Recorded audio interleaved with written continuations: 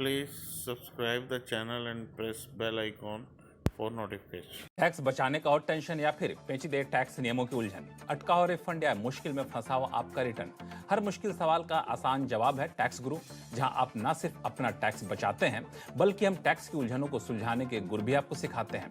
नमस्कार, मैं हूं लक्ष्मण रॉय और आज आपके सवालों का जवाब देने के लिए हमारे साथ हैं जाने माने टैक्स एक्सपर्ट गौरी चड्ढा। गौरी, आपका स्वागत हमारे शो में। और गौरी, पिछले कई शो में थक जाती थी उन सवालों का जवाब देते हुए जो एनआरआई थे, जो भारत में फंसे हुए थे, तो उन सारे एनआरआईज के लिए आज एक अहम जवाब देने वाली हैं गौरी इस शो में आगे। तो बता दूं दर्शकों के लिए अगले आधे घंटे तक शो देखना क्यों है जरूरी। लॉकडाउन के दौरान भारत में फंसे एनआरआई के लिए अच्छी खबर, डबल टैक्सेशन से राहत के लिए 31 मार्च तक दे सकते हैं आवेदन। बेटी के नाम प्रॉपर्टी खरीदने पर कैपिटल गेन्स टैक्स में छूट, बेंगलुरु इनकम टैक्स ट्रिब्यूनल का फैसला आपके लिए कितने हैं काम का। और दूसरे राज्य से सामान खरीदकर बेच रहे हैं अपने राज्य में, तो आईजीएसटी के सामने एसजीएसटी क्या होगा एडजस्ट। इन सारे मुद्दों पर बातचीत करेंगे, लेकिन सबसे अहम मुद्दा जो बहुत ही सरकार की तरफ सफाई आई है, कई सारे एनआरआई के लिए राहत की खबर भी कह सकते हैं इसको, वो ये कि कोरोना और लॉकडाउन के चलते भारत में जो एनआरआई फंसे हुए हैं वो टैक्स को लेकर के बड़ी चिंतित थे कि उनके ऊपर जहां वो कमा रहे हैं वहां भी टैक्स देना पड़ रहा है और यहाँ भी टैक्स देना पड़ा क्योंकि एक समय अवधि से ज़्यादा यहाँ पे हैं। तो इस पर इनकम टैक्स डिपार्टमेंट की तरफ से एक सफाई आई है, वो सफाई क्या है और एनआरआई के लिए कितनी राहत वाली बात है, सीधे चलते हैं गौरी से बगैर देर किए हुए। गौरी, ये सफाई आपने देख ली जो इनकम टैक्स डिपार्टमेंट ने जारी की है, क्या है उसमें खास बातें? जी जी देखिए लक्ष्मण, ये जो सफाई इनकम टैक्स डिपार्टमेंट ने दी है ये बिल्कुल एक्सपेक्टेड थी। हालांकि ये बजट में ही एक्सपेक्टेड थी, बट बजट में आज सच कुछ आया नहीं, तो सर्कुलर के ज़रिए सरकार ने ये निकाला है कि जैसे आपको ध्यान होगा कि पिछले साल 31 मार्च तक के लिए निकाला था कि जो लोग 31 मार्च तक अपने देश दूसरे देश वापस नहीं जा पाए जहां वो रहते हैं और उस वजह से वो इंडियन रेजिडेंट बन रहे हैं, तो उनको हम रिलीफ दे रहे हैं। उसी का एक एक्सटेंशन ये सर्कुलर आप कह सकते हैं कि ये सर्कुलर पूरे साल के लिए आया है, पूरा फाइनेंशियल ईयर 2021 के लिए सर्कुलर आया है। इसमें ये कहा गया है कि अगर आप इंडिया में रहे हैं ड्यू टू कोरोना वायरस, क्योंकि जो फ्लाइट्स हैं वो सस्पेंड हो गई थी और उसकी वजह से आपके ऊपर डबल टैक्सेशन लग रहा है और डबल टैक्सेशन अवॉइडेंस एग्रीमेंट के बाद भी इनफैक्ट डबल टैक्सेशन आपके ऊपर लग रहा है, तो हम आपके साथ कोई ज्यादती नहीं करना चाहते। आप आइए, हमें इन्फॉर्मेशन दीजिए कि क्या उसमें 2 पेज का फॉर्म है, आप वो इन्फॉर्मेशन दीजिए और हम आपको इस केस में रिलैक्सेशन देंगे। ऐसे ही और भी कंट्रीज ने रिलैक्सेशन दी है, जैसे यूके और यूएसए ने 60 दिन की रिलैक्सेशन दी है, कुछ कंट्रीज ने नहीं भी दी है।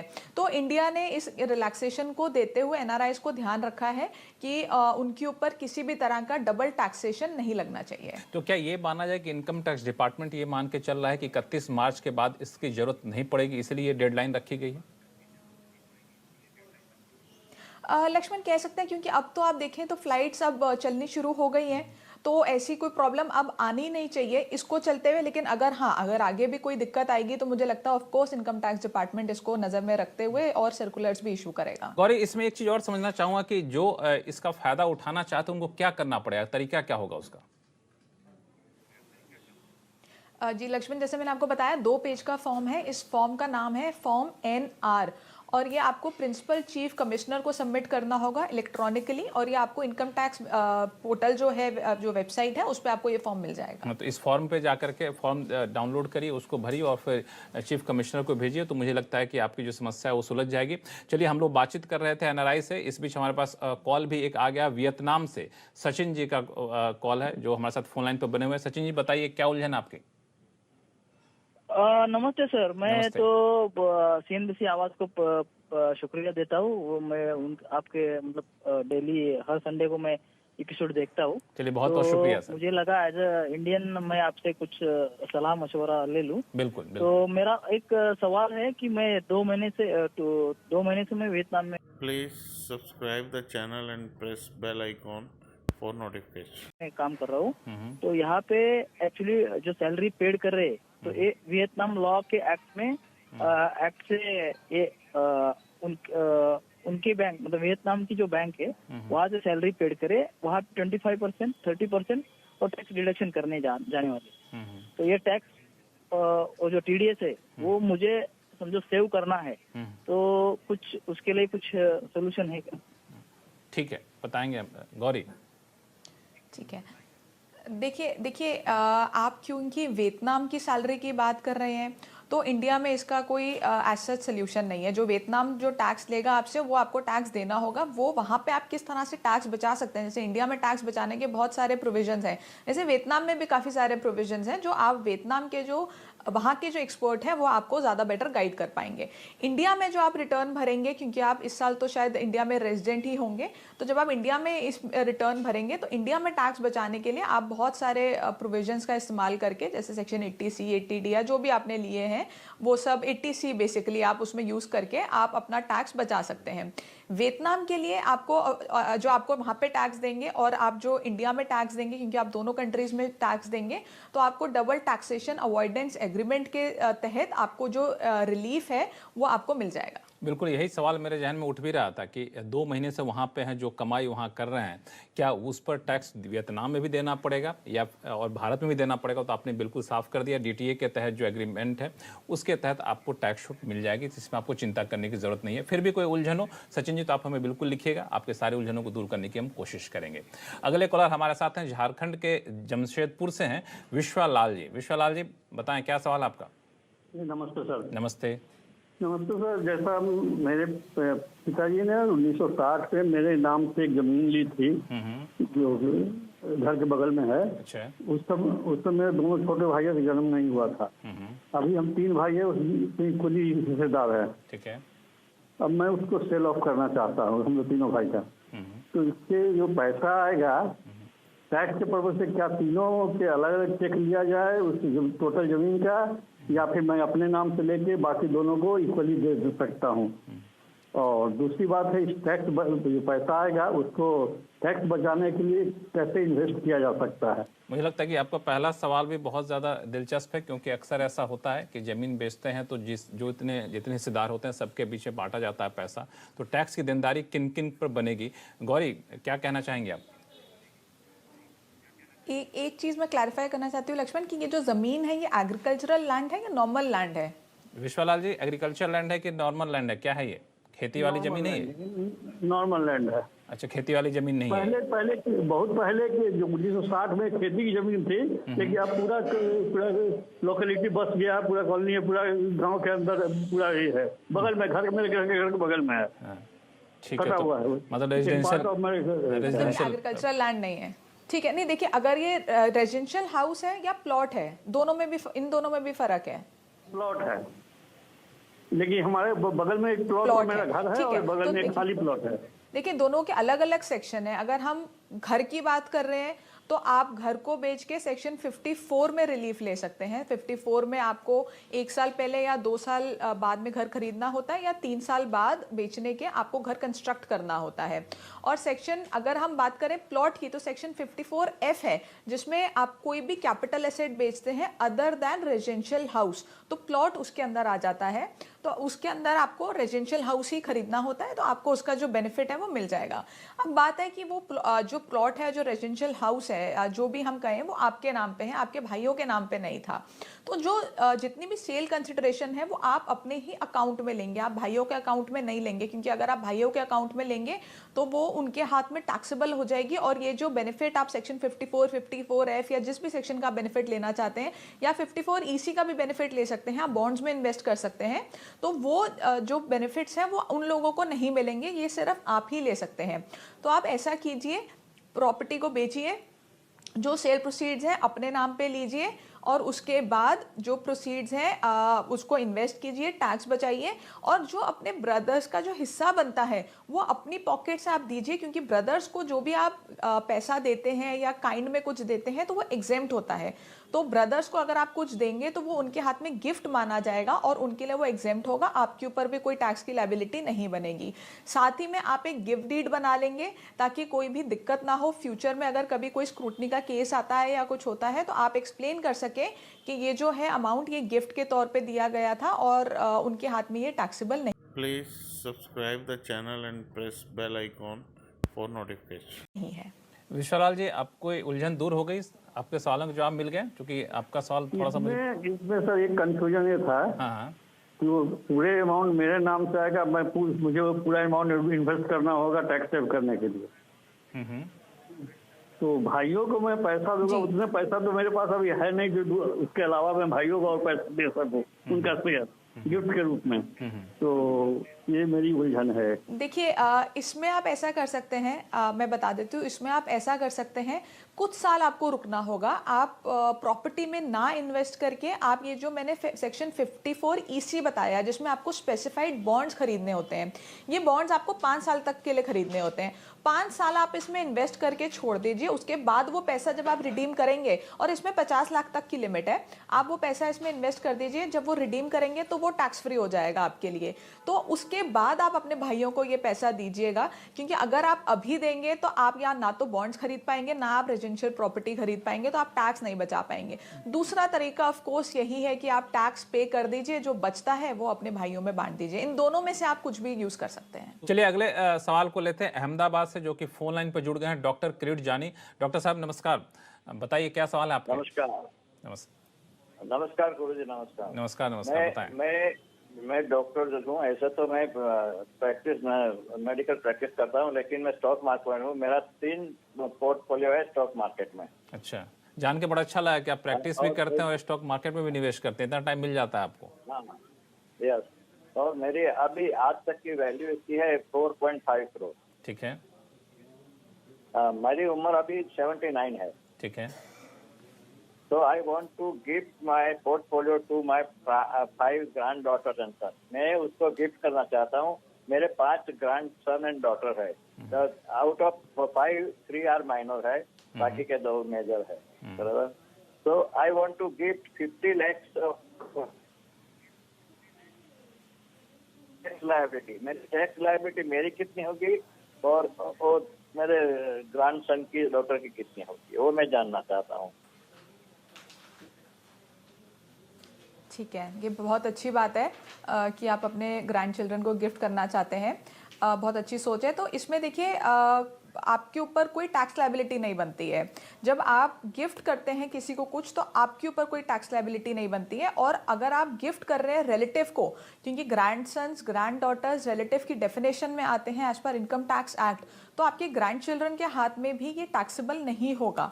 तो आप जब इसको गिफ्ट करेंगे, बस एक गिफ्ट डीड बनवा लीजिएगा, ताकि कल को कोई दिक्कत आए तो आप प्रूफ कर सकें कि ये गिफ्ट है। अब बात आती है जब आपके ग्रैंड चिल्ड्रन इस पोर्टफोलियो को सेल करेंगे, उस टाइम पे टैक्सेबिलिटी आएगी। उस टाइम पे होगा क्या कि जितना वो अमाउंट, जिस अमाउंट पे वो उस शेयर्स को बेचेंगे, वो सेल कंसिडरेशन मान ली जाएगी।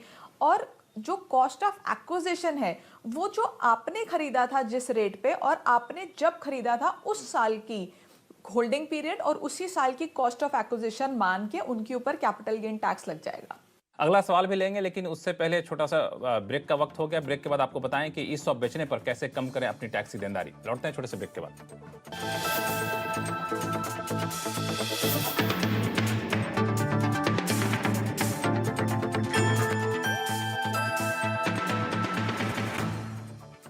ब्रेक के बाद एक बार फिर से आपका स्वागत है। दरअसल सवालों के जवाब दूं इससे पहले एक बेंगलुरु इनकम टैक्स ट्रिब्यूनल का महत्वपूर्ण फैसला आया है, उसको समझना बेहद जरूरी है, चूंकि आपके काम का है। दरअसल अभी तक प्रॉपर्टी पर कैपिटल गेन्स टैक्स बचाने के लिए आपको अपने नाम पर एक तय समय सीमा में दूसरी प्रॉपर्टी खरीदनी होती थी, या फिर NHAI या REC बॉन्ड में निवेश करना होता था। लेकिन अब इस फैसले के बाद ऐसा लगता है कि आप दूसरे के नाम पर भी निवेश कर कैपिटल गेन्स टैक्स बचा सकते हैं। ये क्या है पूरा फैसला, गौरी पहले ये समझाइए। मैं पहले थोड़ा से फैक्ट्स बता देती हूँ लक्ष्मण। इस केस में क्या था कि जो SSC हैं उनका उन्होंने एक कैपिटल एसेट बेचा था, जो कैपिटल एसेट की सेल डीड में उनकी डॉटर, उनके सन और शायद उनकी वाइफ भी पार्ट थी। जो उन्होंने कैपिटल एसेट बेचा, उसका कैपिटल गेन टैक्स बचाने के लिए उन्होंने एक रेजिडेंशियल हाउस खरीदा अपनी डॉटर के नाम पे, जो विडो थी, उनकी अपनी कोई सोर्स ऑफ इनकम नहीं थी, और बिल्कुल वो जो SSC हैं उनकी लीगल एयर भी थी। तो उन्होंने जो प्रॉपर्टी खरीदी वो सोली अपनी डॉटर के नाम पे खरीद ली। अब जो असेसिंग ऑफिसर है उन्होंने कहा कि इस केस में हम आपको सेक्शन 54F का रिलीफ नहीं देंगे, क्योंकि ये प्रॉपर्टी आपने अपनी डॉटर के नाम पे खरीदी है। लेकिन इन्होंने अपील की, ITAT में गए। ITAT में जो जजमेंट आई, उन्होंने ये कहा कि हम इस केस को बहुत वाइडर वे में देखेंगे। हम देख रहे हैं कि ये जो सेक्शन है ये इकोनॉमिक ग्रोथ के लिए बनाया गया है। उनका ये मानना था कि घर तो खरीदा उन्होंने और अपनी डॉटर के नाम पे ही खरीदा, जो लीगल एयर भी हैं, तो हम इस केस में ये जो सेक्शन 54F है इसका रिलीफ जो है वो एसएससी को दे देंगे। लेकिन इसमें गौरी दो बातें आपने बहुत ही महत्वपूर्ण कही। पहली बात कि जो डॉटर थी वो विडो थी, दूसरी बात कि कानूनी रूप से वो डॉटर उनकी उत्तराधिकारी थी। तो इस तरह की छूट क्या इन्हीं शर्तों के साथ मिलेगी? फैसला क्या कहता है? देखिए, Please subscribe the channel and press bell icon for notification. फैसले में कहीं ये एग्जैक्टली ये नहीं लिखा कि हम सिर्फ इस वजह से आपको छूट दे रहे हैं। वो उन्होंने ये लिखा है कि इस सेक्शन को थोड़ा लिबरली आपको पढ़ना चाहिए। लेकिन हाँ, आप ऐसा नहीं कह सकते। मेरा मानना ये है कि आपने किसी फ्रेंड के नाम पे खरीद ली और आपने छूट ले ली, वो बिल्कुल गलत होगा। तो जब भी जैसे ऐसा कोई केस लगता है ना लक्ष्मण, तो जो एसएससी है वो अपने ऐसे जजमेंट्स निकाल के ले जाता है और देखता है कि कौन से जजमेंट उनके साथ रिलेट कर पा रहा है। तो अगर कोई व्यक्ति इस जजमेंट के साथ रिलेट कर पा रहा है तो डेफिनेटली वो इसका फायदा ले सकता है। बट तो अगर टोटली अनरिलेटेबल है, किसी फ्रेंड के नाम पे ले लिया, कोई लेना देना नहीं है, तो फायदा नहीं मिलेगा। तो मुझे लगता है कि जो प्रावधान है, जो सेक्शन है, उनकी मूल भावनाओं के अनुकूल होना चाहिए। आपका टैक्स बचाने का तरीका उससे अलग हट के सिर्फ शब्दों के अर्थ को लेकर के आप तोड़ मड़ोड़ करके टैक्स बचाना चाहेंगे तो वो शायद मुमकिन नहीं हो पाएगा। चलिए अगला सवाल लेते हैं। भोपाल से मयंक मिश्रा जी हमारे साथ फोन लाइन पर जुड़ गए हैं। मयंक जी बताइए, क्या उलझन है आपकी? नमस्कार लक्ष्मण जी। एक्चुअली मेरा ये क्वेश्चन था कि मेरे को कंपनी ने ESOP दिए थे। तो ESOP जब मैंने लास्ट ईयर मैंने इसको जो है सेल किया है तो मेरे को करीब 18.19 लाख मिले थे। 18,19,000 मिले थे मेरे को। और इसके लिए मैंने पे किए थे करीब 1,09,000 रुपये पे किए थे। और साथ ही साथ मेरा जो ट्रेडिंग में लॉस है वो करीब अप्रोक्सीमेटली करीब 3.89 लाख है। तो मैं कैसे अपने टैक्स को बचा सकता हूँ या फिर इसको जो है मैं कम बिल्कुल गौरी, क्या सुझाव इनके लिए? ठीक है, देखिए मैं आपको बता देती हूँ कि आपका पहले जो ESOP होता है वो कैसे टैक्सेबल होता है। ESOP में दो जगह पे आपका टैक्स लगता है। पहला तब लगता है जब आप अपनी ऑप्शन को एक्सरसाइज करते हैं, यानी कि आप उस कंपनी से शेयर्स को खरीदते हैं। उस टाइम पे आपने जितने जो फेयर मार्केट वैल्यू है माइनस जो आपकी एक्सरसाइज प्राइस है उसके डिफरेंस के ऊपर आपकी सैलरी में वो परक्विजिट ऐड होकर उसमें टैक्स लगता है। तो ये इनकम तो आपकी मान ली जाती है, इनकम फ्रॉम सैलरी हो गई। इसके बाद जब आप इसको बेचेंगे, जिस साल में आप बेचेंगे उस साल उस वक्त का जो फेयर मार्केट वैल्यू है माइनस जिस प्राइस पे आपने खरीदा था उसका जो डिफरेंस है वो आपका कैपिटल गेन आ जाता है। तो अगर आप कोई ट्रेडिंग जैसे आपने कोई सेल परचेज की है इसके अलावा शेयर्स में और आपको कैपिटल गेन लॉस हुआ है, तो आप इस कैपिटल गेन के प्रॉफिट से लॉस से आप इसको वो कर सकते हैं, सेट ऑफ कर सकते हैं। लेकिन जो आप कर रहे हैं वो है इंट्राडे। इंट्राडे माना जाता है स्पेक्युलेटिव बिजनेस इनकम। तो स्पेक्युलेटिव बिजनेस इनकम को आप इस कैपिटल गेन से सेट ऑफ नहीं कर सकते हैं। हालांकि ये अगर आपका कैपिटल गेन लॉस होता तो आप कर सकते थे, लेकिन ये आपका बिजनेस लॉस है, वो भी स्पेक्युलेटिव बिजनेस लॉस है, तो आप इसको जो है सेट ऑफ नहीं कर पाएंगे। बिल्कुल, इसमें ध्यान देने वाली बात यह है कि इंट्राडे से आपका ये लॉस या फिर कमाई जो होती है इंट्राडे है, इस वजह से ये प्रावधान यहाँ पे लागू होता है जो गौरी ने बताया। चलिए इनकम टैक्स से जुड़े कई सारे सवाल आ रहे हैं गौरी, तो हम लोग इसको अगले शो में लेंगे, लेकिन फिलहाल चलते हैं GST की तरफ। GST जुड़े सवाल लेते हैं।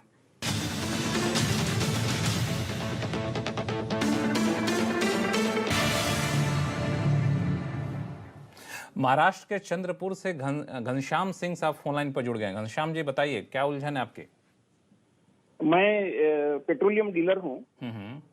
पेट्रोलियम डीलर में पेट्रोल और डीजल GST में नहीं आता, उसके ऊपर GST नहीं है। बिल्कुल। लेकिन पेट्रोलियम डीलर को जो ऑयल कंपनी लाइसेंस फी जो लगाती है उसके ऊपर GST होता है, वो सेटअप के लिए अवेलेबल होता है। और मिसलेनियस कुछ एक्सपेंसेस है उसके ऊपर जो कुछ होगा वो भी अमाउंट होता है सेटअप के लिए। लेकिन जो डीलर बहुत बड़ा सेल नहीं होता है लुब्रिकेंट्स और एसेसरीज का, उसके ऊपर उसको जो GST भरना पड़ता है। तो ये जो सेटअप उसको अवेलेबल है वो उसमें क्लेम कर सकता है क्या? जी, तो देखिए ऐसा होता है कि जो आपके एग्जेम्प्टेड GST प्रोडक्ट्स होते हैं और आपके जो टैक्सेबल GST प्रोडक्ट्स होते हैं, अगर आप दोनों ही सप्लाई कर रहे हैं तो आपको एक कॉमन क्रेडिट का प्रोविजन होता है कि आप उसको कॉमन क्रेडिट ले सकते हैं। लेकिन जो पेट्रोल और डीजल है ये एग्जेम्प्टेड नहीं है, ये नॉन जीएसटी है, इसके ऊपर जीएसटी लगता ही नहीं है, इसके ऊपर जैसे आपने कहा इसके ऊपर तो वैट ही लगता है। तो यहाँ पे लॉ कहीं क्लियर नहीं है कि इस केस में आप कॉमन क्रेडिट ले पाएंगे या नहीं ले पाएंगे। इस पे अलग अलग प्रोफेशनल्स के अलग अलग व्यूज़ हैं। मेरा व्यू ये है कि देखिए जैसे आपने खुद ही बोला कि लुब्रिकेंट्स की सेल ज़्यादा नहीं है, तो ऑब्वियसली उसका जो जीएसटी का क्रेडिट और आउटपुट होगा वो बहुत ज़्यादा नहीं होगा। तो आप इसको क्रेडिट को ना लीजिए to be on the safe side, क्योंकि इस पर कोई क्लैरिटी अभी नहीं है और बहुत ज़्यादा अमाउंट ऐसा नहीं है जो आपको नुकसान हो रहा है अगर आप क्रेडिट नहीं ले पाते हैं। Please subscribe the channel and press bell icon for notification. तो आप थोड़ा सा सेफ रहेंगे अगर आप ये क्रेडिट नहीं लेते हैं। तो मेरी एडवाइस ये है कि आप इस क्रेडिट को ना लें और जो जीएसटी आउटपुट बनता है आपका लुब्रिकेंट्स पे वो आप पे करा दें। चलिए अगला सवाल ईमेल के जरिए आया है मैंगलोर से सुनील डिसूजा जी का। दरअसल ये इलेक्ट्रॉनिक सामान के डिस्ट्रीब्यूटर हैं, दूसरे राज्य से सामान ला करके अपने यहाँ जो लोकल मार्केट है वहाँ बेचते हैं। लेकिन जब इन्होंने मंथली रिटर्न फाइल किया तो इनको पता चला कि IGST की रकम SGST के सामने एडजस्ट नहीं कर सकते हैं। अब समस्या है कि सुनील जी के जीएसटी अकाउंट में करीब 1,69,000 रुपए जमा हो चुके हैं। ये जानना चाहते हैं कैसे अपने पैसों को वापस लें। गौरी,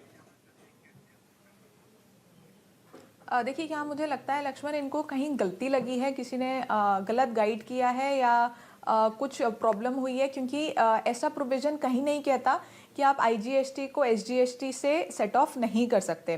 प्रोविजन ये कहता है कि IGST को पहले IGST से, फिर CGST से, फिर SGST से आप सेट ऑफ कर सकते हैं, लेकिन ये कहीं नहीं कहता कि IGST को SGST से सेट ऑफ कर ही नहीं सकते। जो एक केस होता है जो आप सेट ऑफ नहीं कर सकते वो होता है कि CGST को SGST से सेट ऑफ और SGST को CGST से सेट ऑफ आप नहीं कर सकते हैं। तो आप बिल्कुल IGST को SGST से सेट ऑफ कर सकते हैं। अगर वो सेट ऑफ ऑटोमेटिकली आपका पोर्टल नहीं ले रहा है तो मैनुअली आप उस पर फीड कीजिए, वो ऑटोमेटिकली उठाएगा, वो आपको क्रेडिट अवेलेबल दिखाएगा। आपको जब आप उस पर कर्सर रखेंगे तो क्रेडिट अवेलेबल उसमें दिखाता है, आप मैनुअली फीड कीजिए, फिर सेट ऑफ बटन पे क्लिक कीजिए, वो डेफिनेटली सेट ऑफ हो जाएगा और आपको ये क्रेडिट वापस लेने की जो समस्या ये नहीं आएगी। और मैं आपको ये भी बता दूं कि ऐसे क्रेडिट वापस लेने का कोई प्रावधान लॉ में है भी नहीं।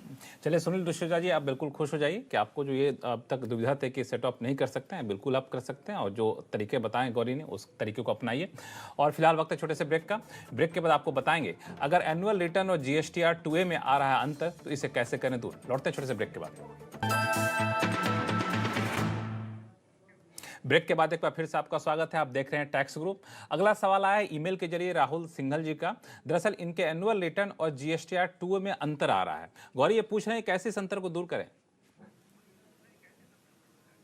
देखिए लक्ष्मण, ये बहुत ज़्यादा केसेस में ये अंतर आ रहा है। जो एनुअल रिटर्न है ये आई थिंक टेबल 8A की बात कर रहे हैं, उसमें ऑटो पॉपुलेटेड आपका क्रेडिट आता है। अच्छा। तो इस केस में कई रीजंस हैं जिसकी वजह से ये डिफरेंस आता है। जैसे ऐसा हो सकता है कि जो सप्लायर है उसने सितंबर तक रिटर्न नहीं भरी या बाद में कोई अमेंडमेंट कर दी या कोई भी कारण हो सकता है जिसकी वजह से ये अंतर आ रहा है। अगर सपोज करिए इन अंतरों की वजह से कोई भी मतलब ऐसा कुछ नहीं हुआ है आपके केस में और फिर भी अंतर आ रहा है, तो आपके पास एक विकल्प है कि आप जो GST डिपार्टमेंट है वहाँ पे एक टिकट रेज करें और उनको बताइए कि ये प्रॉब्लम आ रही है और वो ऑटो पॉपुलेटेड है, आप उसको बदल नहीं सकते हैं। तो वो डेफिनेटली इसका समाधान करेंगे। बहुत ही केसेस में मैंने पर्सनली देखा है कि ऐसा कंप्लेन करने के बाद जो GST डिपार्टमेंट है उसने इस प्रॉब्लम को रेक्टिफाई किया है। चलिए गौरी, बहुत बहुत शुक्रिया सभी सवालों का जवाब देने के लिए। टैक्स ग्रुप में फिलहाल इतना ही। Please subscribe the channel and press bell icon for notification.